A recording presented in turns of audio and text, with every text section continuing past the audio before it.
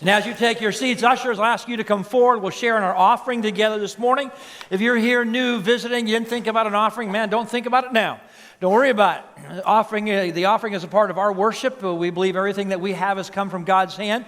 So we participate in that. If you're visiting and hadn't thought about it, just pass it along. We're just glad to have you. A couple of things for you this morning before I get into the sermon and we get into the Word together. First, I want to give you an update on North Avenue Alliance Church. We are glad to be able to say that as of this past Friday, we got confirmation that the issues we had to deal with, air handlers and all those things, have been resolved and are fixed and ready. So we're happy to say that we're doing a relaunch starting next Sunday.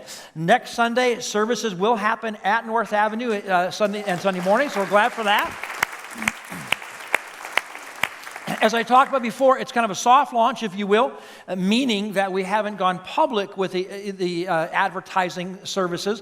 We're going to target that for November 3rd, which means we have a big night coming with Trunk or Treat. We already have hundreds of people that come to the campus at North Ave for Trunk or Treat on Halloween night, and so we're going to use that as a springboard for the next Sunday, just a few days later, to do our public launch to the community. So we're just glad to announce that. We'll get that out. We had to wait until we were sure we had the air handlers and the systems cleaned and ready to go. We just had that confirmed this week. We have some other things to get done. We've got some wood that got to go up and some painting has to be done. So, if you like to paint, come talk to me. But key thing is we're going to be ready to go and launch next Sunday, so be in prayer. While we're praying about next week with the North Avenue campus, be praying right now for that campus. Which you don't know, of course, we did our first service already, and our main tech team left after the first service. They're down there right now because right now they're doing a full service. Down there, just a small team, as if everyone was there. All the technical stuff's being run, sound is being run, video's being run. We have a worship team, if you will, set up to kind of walk through things to make sure that it's all good to go. So be in prayer for them right now, because they're in the process of doing that, and everything we're hoping will be up and ready to go for next week. Well, to put it this way, we don't have a choice. Up and ready next week because we're coming. So there we go. So be in prayer for that. Trunk or Treat. I mentioned Trunk or Treat. Trunk or Treat is a big event that we hold at the North Avenue campus for people that can walk to the campus. We see over 200 plus people come, and most of them literally walk to that campus for Trunk or Treat. We've been a part of that last year. North Avenue's been doing it on their own for years. We joined in with them, and we want to get this done. So a couple of things for you. First, there's a trash can, which I always hate saying, there's a trash can out in the lobby filled with candy. We need more candy. Multiple trash cans. Make sure you get the right trash can. Because we're not going to be picking through it, but it's there. But you can't miss it. It gets marked. We need that thing just packed full because we're going to do a major advertising launch, hoping to get even more people on campus for Trunk or Treat. Because that's going to be our launch. We're doing other food there for adults to come for dinner. We're doing all sorts of things on that night. So that's the first thing. We need candy. I mean, just candy. Piles and mountains of candy. I know it's not good. It's not healthy, but just bring candy. That's all I care about. Second thing with that in regards to Trunk or Treat, we need people to be willing to bring their cars down and their trucks and decorate them and do the Trunk or Treat. We need a great showing because we expect more people than ever. And last time, so many of you just said, yep, we're going to be there. And I'll announce this next week. I'm trying to figure it out. But, I need to up the ante a little bit here, sweeten the pot. So I'm going to figure out a first, second, and third place prize to give to the best decorated vehicles. It could be dinner with me. I wouldn't do that to you. But something worthwhile. And listen, last year a couple of groups, Sean and I think his son, they did like a whole Red Sox theme. And my statement is, if you're a Red Sox fan, man, jump in and do this because you've got nothing else to do right now. So I've been waiting since April to do that. And it just came in so well. So anyway, jump in. Make this a great night. Last thing. Tomorrow night, we have a vision update night. If you're a member, if you're not a member of the church, but you attend here regularly, we have a vision update night tomorrow night. Some of you who've been here for years might say, hey, it's a Monday night, and they've always been on Tuesday nights for 30, 40 years. All of our church meetings have been on Tuesday night, but it's just this year that all the student ministries moved to Tuesday night, so we're moving on Monday night. So we'll have our meeting on Monday night. Ministry comes first. Tomorrow night, 7 o'clock, we'll do a vision update, give you a number of updates of things taking place, and it'll be right here in this room.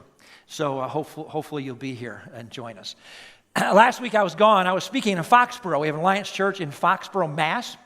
And the pastor there this past summer had asked me if I'd come down and do a leadership thing for his leadership team on Saturday and then preach on Sunday. And I loved being with them. It's exciting to see what God's doing there, but I have to admit, I just miss you. I miss being here. This day is already going better than last week, even though the day went fine. I got down there. I got to my hotel not too far from the church, and man, I just couldn't sleep. So at 12:30, 1 o'clock, I'm still wide awake. Finally fall asleep. At 2:30, the fire alarms go off because someone decided to pull it. And so I sat there for a long time thinking, there's no fire. I'm not going out there. But everyone's going out, and they're saying, you got to evacuate. So I grabbed my stuff. So from about 2:30 to 4, I had fun, though. I toured a couple fire trucks. So today's already going better, I got to tell you already. Hey, this morning we're going to continue in our series, Get It Together. We're talking about the fact that every one of us in our lives need to be in community. We need a community of people around us. Even though those people annoy you, even though the people are the problem in our lives, I got it, we need people. We need people in our lives, and so that's what we've been talking about in these first 3 messages. I've asked many of you to join small groups, and if you didn't want to join by yourself, I've asked you to start a small group. Get a group of 7, 8, 9 people and say, hey, we'll do a group together for 6 weeks. So many of you have responded.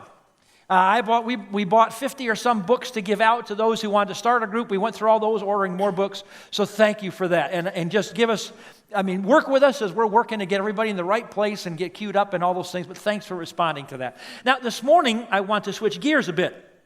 Still talking about community, but today I want to talk about serving our communities together.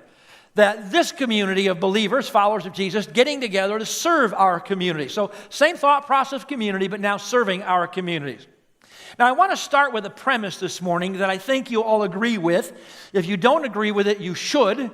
So I'll have to work on how to get you there. But I think you should agree with this, and it goes like this. If a church is in a particular community, that community should be a better place because of the church's presence there. Wouldn't you think that makes sense? If a church is going to be in a community, it would seem like the people who live in that community around the church would say, you know what? Our community is a better place because they're here. Now, I have to be honest with you, that doesn't happen very often. Oftentimes there are churches in all sorts of communities, and the community can't figure out what good they are to the community.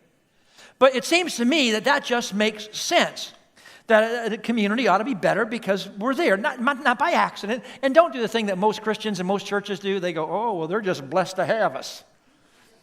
Yeah, well, unless you're actually doing something, I'm not sure they're so blessed just to have you around. On this area right here, our neighbors would probably say, yeah, we're blessed to have them tie up our traffic every Sunday morning. See, you got to deliberately say, yeah, we should be doing things that blesses this community. That's why in our church we do M25. We collect food for the shelter. That's why we do gift cards at Christmas, or for the food shelf. We do gift cards at Christmas. We serve meals at the shelter. We opened our gym space for showers and for water when local wells went dry.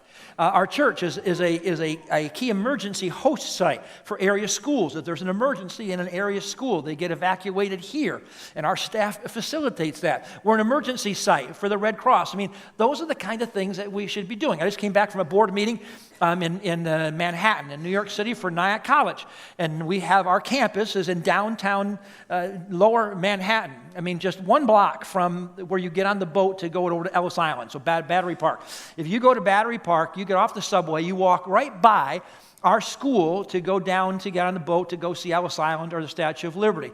And our building where we sit is surrounded with high-end residential. There's a preschool there and a daycare, but for the most part, high-end residential. High-end as in this: a 700-square-foot apartment costs $4,000 a month. And every one of them is packed. Every one of them is occupied. And these are some pretty high-end buildings. And so Nyack College is there. So we're asking the question, how is this area better because we're here? How is this area better because you're inundated with 2,000 students, college students? You got to work hard to figure out how it's a better place with 2,000 college students. So one of the things we just talked about, I just volunteered our board of trustees. They didn't vote on it. We just said we would do it. But we'll buy 4, 5, 6, 8, 10, 12 pressure washers. Because one of the observations that the president, who lives right down there, said is, the sidewalks are just a mess. Everything's dirty. And so we had this great idea. You know what? We're going to buy pressure washers, and we're going to take these students, and at night times, we're going to send them out with pressure washers, and we're going to take the block around the school, and their job is to make these sidewalks in the front of these buildings spick and span. So when the people who live in these apartments come out and they go, man, this looks nice, who did that? The students of Nyack College. And it's not to pat themselves in the back, it's because we're supposed to be making the places a better place. So I think you get that. Now, if you get that, and you say, yeah, that makes sense, I think you can make the next step with me. And that is this. If that's true for a church or for a college, wouldn't that be equally true for just Christians? So for a person who says, yeah, I'm a follower of Jesus, shouldn't your neighborhood be better because you're there?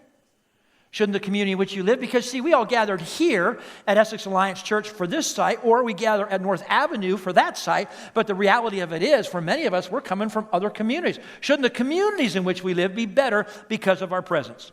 So let me tell you my goal this morning. Now, let me say right up front, if you're a regular member of our church, a regular attender, or a follower of Jesus, I'm going to speak right into your life as to what you ought to be doing, what we got to do together. If you're here visiting and maybe you don't attend church ever, maybe you don't even care about God, but you're here for whatever reason, you're going to get an inside view of what Christians are supposed to look like and what Christians are supposed to do. So you listen in and you'll get a good insight, I think, of what the right things we're supposed to be doing. So here's my goal this morning. My goal this morning, very specifically, is I'm praying that at least 39 groups, people or groups of people would be willing to take a risk and come together to say, you know what? I'm going to either lead the way or I will help someone else lead the way in serving our communities in a very specific way. By the time I get done, I'll tell you exactly how to do that. I'm going to tell you exactly the thing like to challenge you to think about or do. But before that, I want to answer the question, before we get people into serving one another and serving communities, how can that happen? How can that take place? What has to happen inside of us? What kind of things do we have to kind of go through to get to that place where we have in our heads, our minds, this priority of being on mission? Now, I want you to remember that one of God's purposes for our lives is to be on mission. God made you and made us to share His love with other people, with friends, with family members, with coworkers. God needs you to show His love to those who don't know Him yet, maybe don't even care about Him, but to demonstrate the fact that God is love and He wants us to be showing His love to the world around us. Why? Because God wants every single person to experience the love of God and to follow Him. God has never made a person that He didn't love. God has never made a person that Jesus Christ did not die for.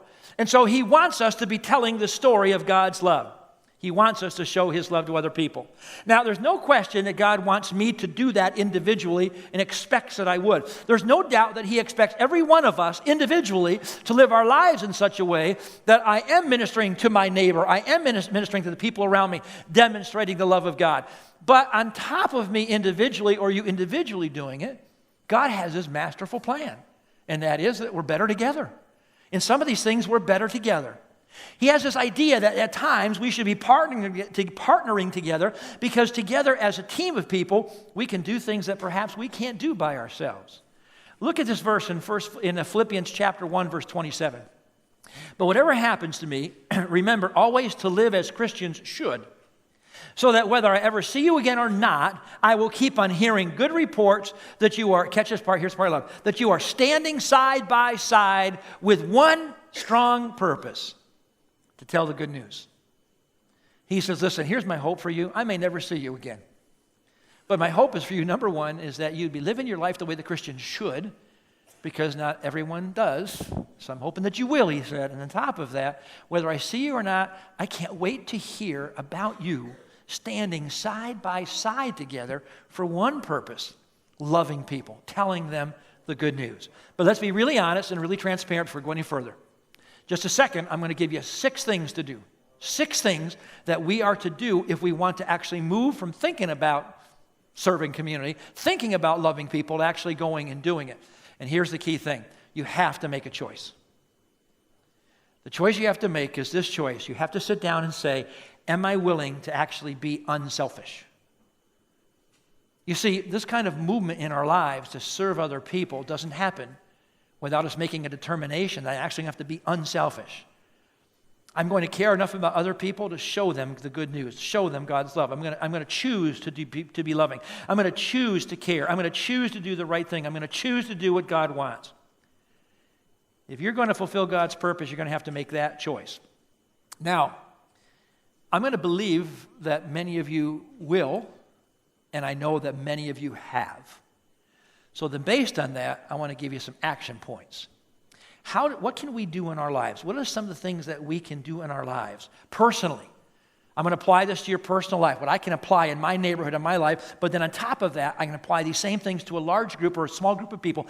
What can we do, if you would, to get to a place where we're living out the love of God, where we look like Jesus? What are things that we can do that will change our communities? Here we go. I'm going to give you 6 things. I go through them pretty quickly. Number 1, pray. If you take notes, take them. If you don't, start. Because I'd like for you to remember these things if we're going to be engaged. First one, write down the word pray. Pray. If you're going to talk about your small group, then praying together. Start praying for the people that you would love for them to know the love of God. Pray for the people that you would love for them to experience what you have experienced with God in your life. In fact, get a list and put a list of people. Who are the people I care about that I really just wish they could experience what I have experienced when it comes to knowing God? I would just say to you, if you've never listed a list where you actually look at some names in your head, then chances are you're not really praying for them. It doesn't really count to say, well, Lord, I just pray that you reach the whole world. Great, good for you. But when you can say, listen, here's the people that I have in my life. Here's my friends. Here's my coworkers. These are by names, people that I just want them to understand what I have experienced in God and what they can. Man, now you're getting somewhere.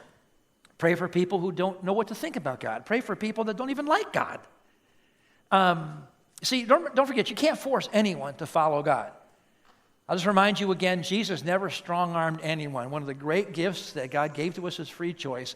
And if you look at the ministry of Jesus, never did he turn his back on someone that didn't want to believe in him, because they had that freedom. But I would remind you that prayer is a powerful thing. Prayer can warm a cold heart. Prayer can open a closed heart. Prayer can heal a broken heart. Prayer can calm a racing heart. And prayer can comfort a lonely heart. Now, folks, I've seen it hundreds and hundreds of times in my ministry life in this church and in other churches I've served, where somebody will say, I'm coming to church, and if you would have told me 3 years ago I'd be in church, I never would have believed it.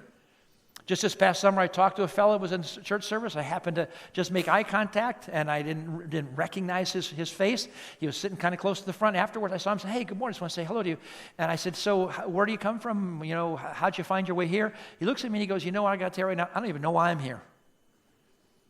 I go, what do you mean? He goes, I don't even know why I'm here. I never come into church. I never think about God, and yet somehow somebody had said, talk to me, and kind of compelled, here I am. I don't even know why I'm here. I'm thinking, I know why you're here. Because there's something that you're thinking about, that maybe there's something to this God thing. And that's some of our stories, right? Where some of us find ourselves saying, man, if you would have told me 5, 10, 15 years ago that I'd be in church and loving it, I wouldn't have even imagined that could be true. So we begin by praying. I want you to get this. People can reject your arguments. They can refuse to listen to your story. They can repeat your logic. But man, they're powerless about your prayer life when you just pray that God would show his love to them. And pray they'd be open.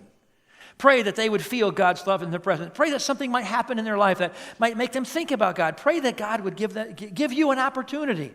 Or you can pray this prayer, which I have to confess, I pray often for people I care about. I pray that no other crazy Christians get there first and wreck it.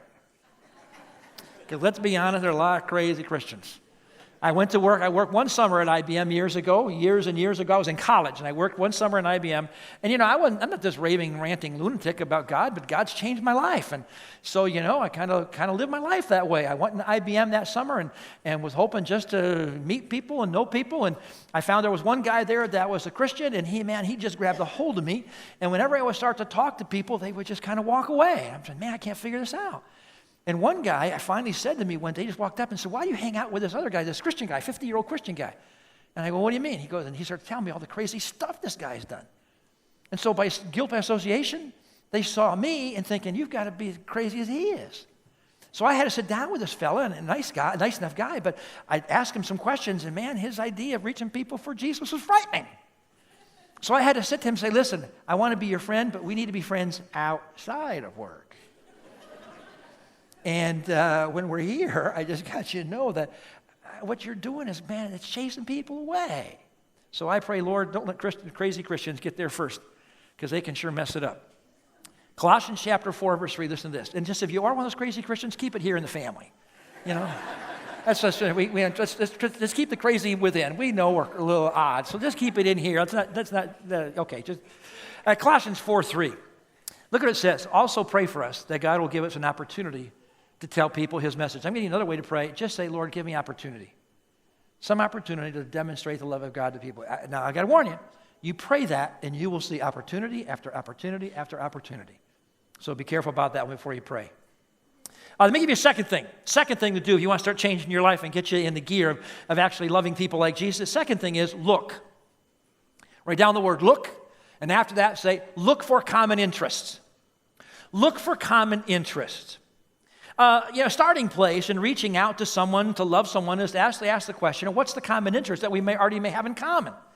Things you already relate to, things you can already talk about, common interests, experiences, needs, concerns, whatever, hobbies. On the personal level, if you like to fish, maybe someone you care about likes to fish. You start fishing together, going golfing together, cooking, shopping. If they have kids, what school do they go to? So you have some commonality in school. Do their kids play sports? What sports teams are they on? So you're hanging out with people at the soccer match or whatever it might be. Are their kids in choir? Where are there common interests already where there's already a natural connection? A number of years ago, I was challenging our church in the same way to do some of these things. One couple came up to me and said, listen, we have a couple of friends in our neighborhood, and we all like creamies, Vermont creamies, soft ice cream. So we're going to start a group where we're going to go out once a week and go get ice cream together. And I thought, I'm in. Good group. So they did this. So so they would go every week to a different ice cream stand. And this thing grew because other people said, hey, we would go do that. So from the neighborhood, they'd have a caravan of cars every week, once a week, that would go to a different ice cream stand. That was at the beginning of summer. By the end of the summer, they were going to ice cream stands 5 nights a week. And the beautiful thing of that, when summer was over, they kept meeting, and they just changed the name to the group that's in need of healthy eating habits. It was just a new twist for them. They just kind of kept meeting together. But it worked. It worked. Common interest, and they love doing it together. Now, if you're looking at a community, maybe you got a group, your small group says, how do we minister to our community? You look at your community and you ask, so what does my community think is important? What are the things that my community values? Where are the events that my community shows up at? Is it a school event? Is it a kids event? Is it sports teams? Is it farmers market? What does my community What do they value, and where do they show up? We want to be a part of that. So look for areas where you already have common interests. I got to tell you this from a good friend of mine. He's actually a pastor. Recently retired from pastoring, is doing consulting work. So his wife got to know a number of area wives in the neighborhood, and they all connected. And she had this thought that she was hoping that the men could connect. And we know men connect a little harder for the connection sometimes to take place. She talked to her husband and said, you guys got to get these guys together. He's looking for commonality. He finds out that all these guys outside of New York City, they all love cigars.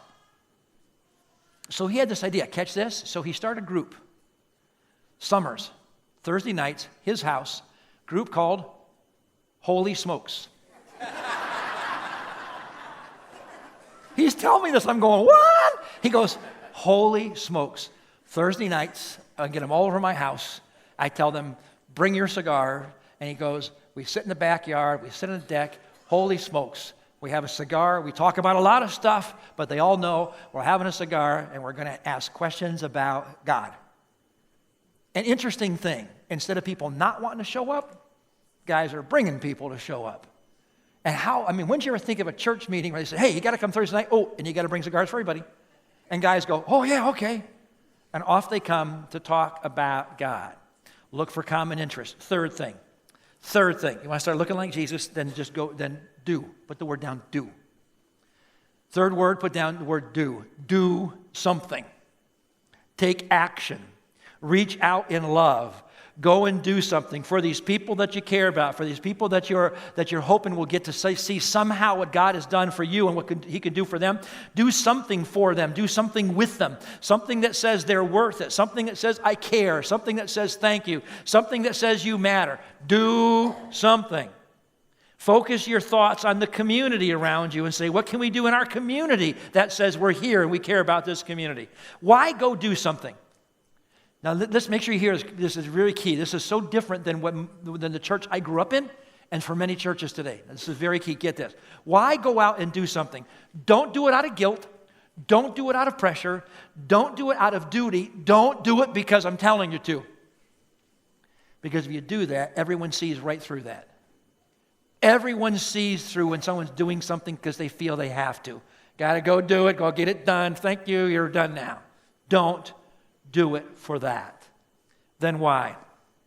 Remember when Jesus walked the earth, when He was walking the streets of Jerusalem, one of the things that was so odd to me, which really ought to get your attention. Go back and look at Luke 14, Luke 15, any of the New Testament Gospels on His life. When Jesus walked the streets, one of the oddest things is that here is the holiest person who's ever lived. I mean, absolutely perfect. And the people that surrounded Him and wanted to be with Him were the least holy. I mean, over and over again, it says it was the sinners, the tax collectors, the people that the whole community thought these were the worst down and out people. This was the group of people that the whole church community and everyone else thought these were the furthest people away from God. These are the ones who wanted to be around the holiest guy who ever lived. I mean, that should catch your attention, right? I mean, who wants to be around a holy person that could make you feel so horrible about yourself, and yet they never felt horrible about themselves? You know why I think it was? You know why I think they were drawn to Jesus? I mean, kind of a twofold answer. One, of course, He loved them, and we can all say that. People, oh, I love people. But I think it's because not only did He love them, but He actually just loved being with them. See, that's a little different, right?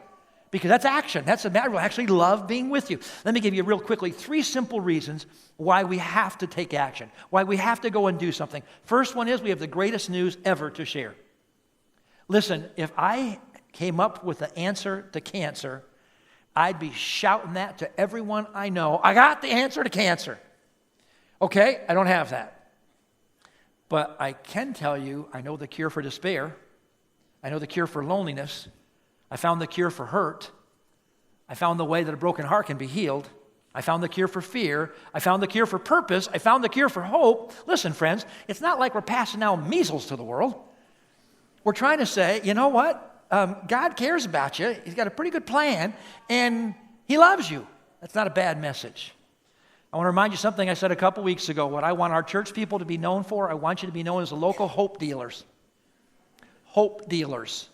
People want a fix on hope. They come looking for you. Hey, quick, I need a fix on hope. Come on, I'm going to tell you how to have hope. Dealers in hope. Let me give you a second reason why we got to do something. We got to act because of gratitude. We have to act because of gratitude. Friends, if God never did one more thing for me in my life. Now, God does not operate this way. He doesn't. But if God tomorrow were to say to me, Scott, I'm not doing anything else for you again, I would still owe Him a debt of gratitude because of what He's done for me. I'm not in this because God is my genie in a bottle. I'm not in this because what can I get from God today? If God tomorrow cut me off, which is not the way that God works, but if God were to do that, I would still have to say to Him, thank you. Man, He's forgiven me of everything I've ever done. He's given me a future, and He's given me hope for all the present problems that I face. Thank you, Jesus. He sent somebody into my life years ago that would let me see hope in Christ. I already owe Him a debt I can't pay. Gratitude. Go because of gratitude. Third thing, go because God is love. This is not a verse on the screen, but 1 John 4 tells us that says God is love. See, we go because when I go and I do something that's caring, when I do something that's loving for someone in the church or out, but specifically outside of the church, do you realize in that moment you allow people to have a little glimpse of God? Because I have to tell you, they don't get many good glimpses of things in this world, and when you do something like that, you let them get a little glimpse of God. God is love. Let me give you a fourth thing. that will begin to transform your life and get you looking like Jesus. Fourth thing, be ready to tell your story.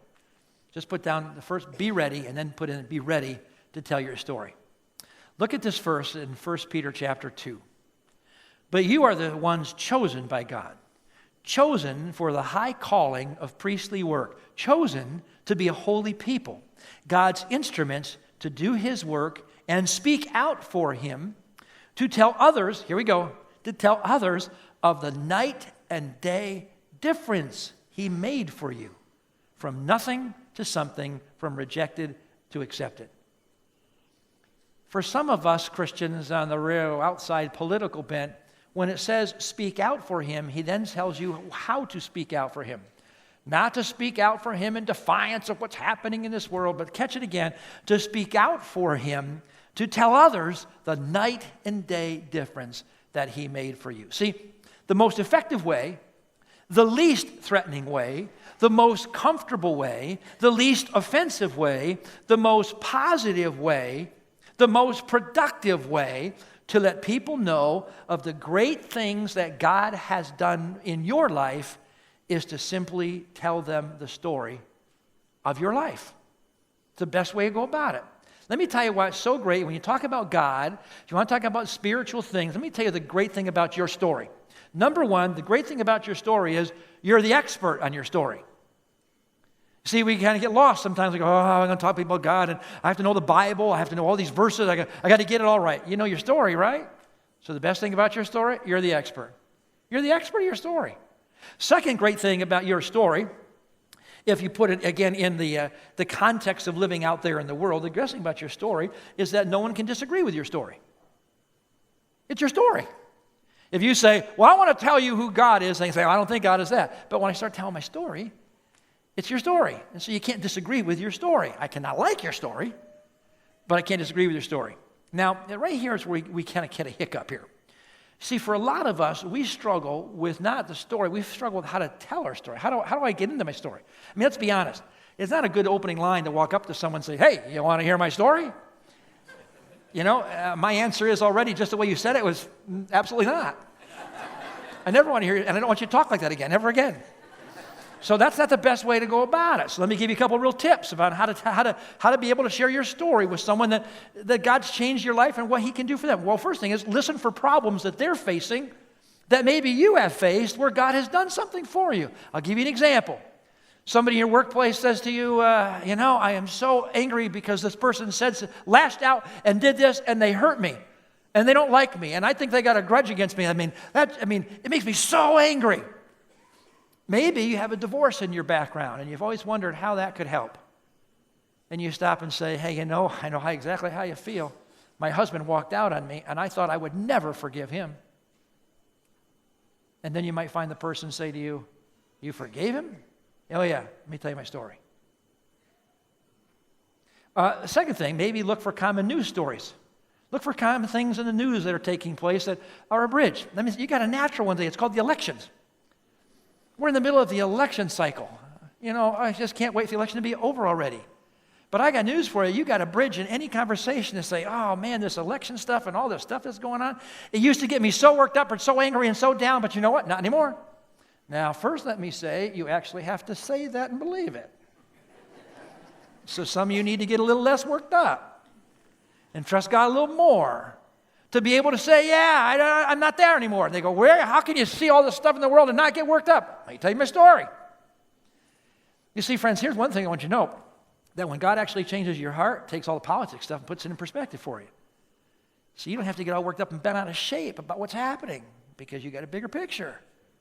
So that's one way. Maybe the other way is to take the apologetic route, meaning maybe you've known a friend or a coworker for a long, long time, and you say to them, I got to tell you something. We've gone through a lot of stuff together, but I got to apologize because I've never told you a key part of my life that maybe would help you know me better. Boom, there's your story. So be prepared to tell your story. I would suggest to you, if you've never written down your story, literally, if you've never written down a story, get it down to 3 to 5 minutes. You could tell someone your story 3 to 5 minutes. Write it down. If you've never done it, write it down once and then go and rehearse it with a friend, someone you trust. And let them just say, here's what I hear, here's what I don't hear. Let them critique it a little bit. And then you're ready. Because if you're going to go out and do things like this in the community, whatever, someone's going to say, well, why are you doing this? Hey, well, let me tell you a little story. Let me tell you a little bit what God's done for me. And I'm hoping that in doing this, you can sense God's love through me. Let me give you a fifth thing. Fifth thing. You want to start looking like Jesus, build and nurture relationships. You can write down the word build. Build and nurture friendships and relationships. Romans 12:16 says this, live in peace with each other. Do not be proud, but make friends with those who seem unimportant, and do not think how smart you are. I got to explain the verse just a little bit. The context of the verse goes like this. So make friends with those who seem unimportant, because what he's referring to is most of us want to make friends with only the people that we get something in return. Most of us aren't people that don't go out just to make friends. We go to get friends with people that we can build off of. That's something, they can do something for me, so I'll befriend them. What he's trying to say is this, just go make friends with people. Do you realize that there are very few people in this world who have a true friend? There are very few people who have true friends, and they wish that they did. So make friends, build relationships. Think long haul.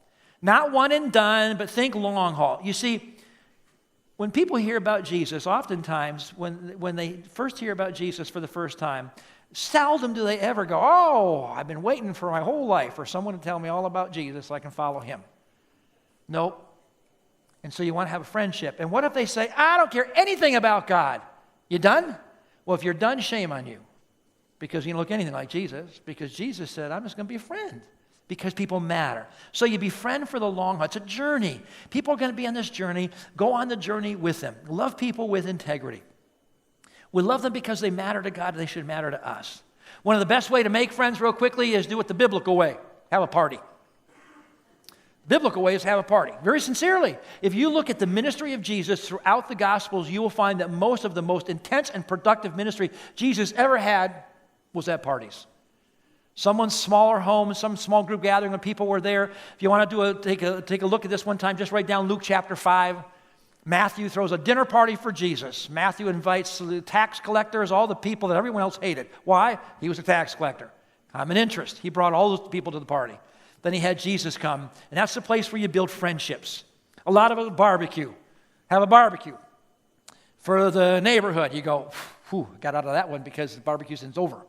You know, BBQ is away. Well, why don't you pull it out one more time? Because in 10 days or 2 weeks or so, Halloween's coming. Why don't you pull the barbecue out and put it in the front yard and get hot dogs and barbecue on Halloween night? So all your neighbors that come trick-or-treating with their kids, where the kids go get candy, hand your neighbor a hot dog.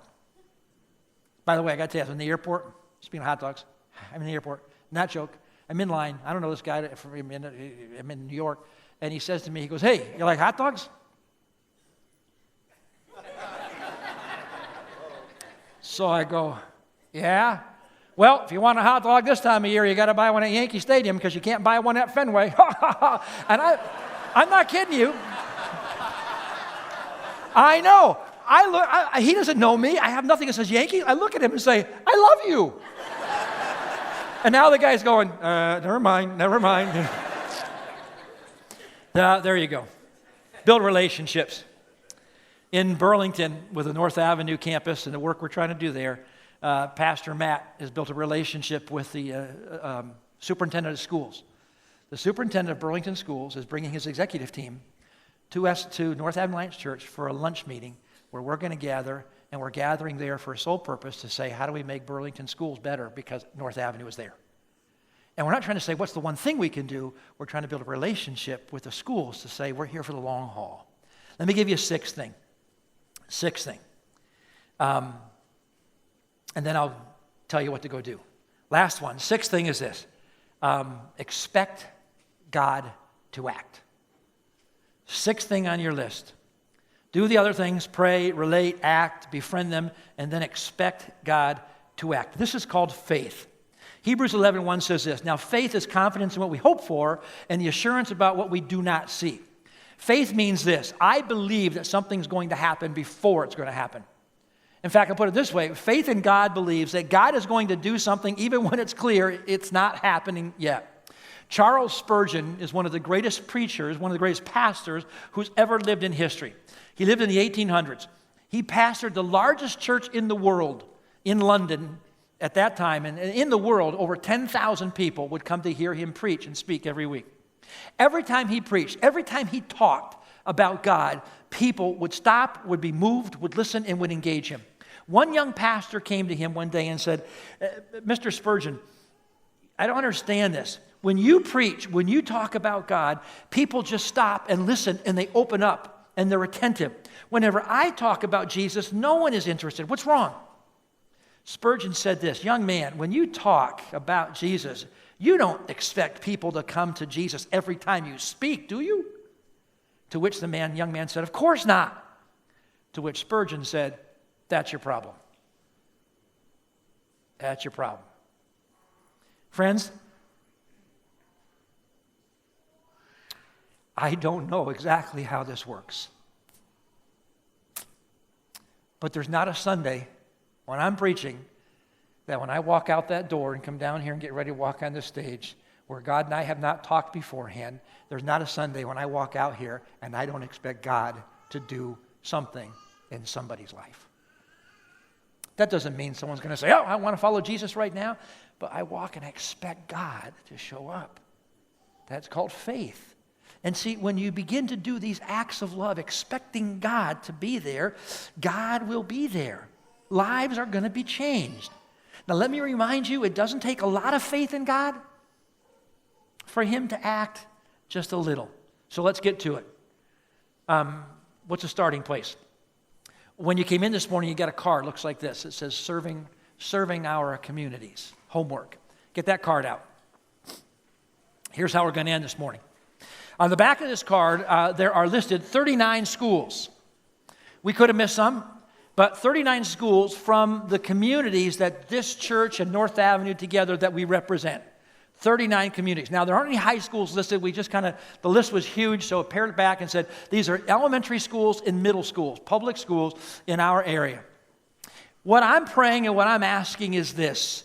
Would you be willing, would 39 people or 39 groups of people be willing to say, you know what? I live in this community of Albert Lee Lawton School. Or pick your school. This school is in my community. This school is down the street. My kids went to that school. My kids go to that school.